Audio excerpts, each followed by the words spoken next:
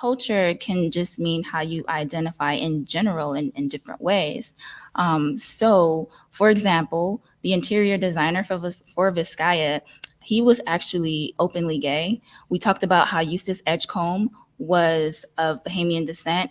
And the big deal behind those things is at that time when James Deering was alive, the Jim Crow era is, during the time that he lived in. So for his houseman to have been a black man, a black immigrant, that was a big deal.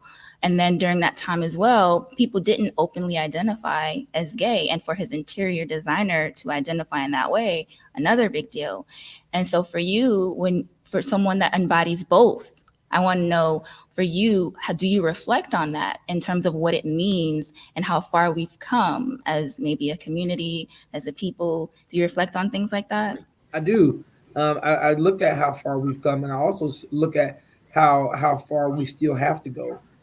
And I'm learning. Thurgood Marshall said something in one of his speeches at, I think, I can't remember what university it was, and he said we have to acknowledge how far we have come because we're not where we used to be, and it's such a true statement. And I always recognize that. And even myself, as I sit in the Senate as the first openly LGBTQ person to take office in the Senate in the state of Florida, I look at those type of glass ceilings being broken to that paved the way for other individuals to be able to say, if he did it, then I can do it.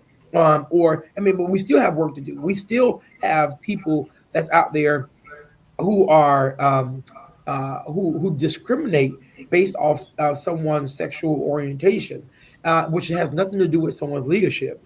And so all of that is our continuing process of what we need to do to educate people in the area of not being tolerant, because I don't want you to tolerate with me, but us being able to coexist in this place we call the world that we live in America.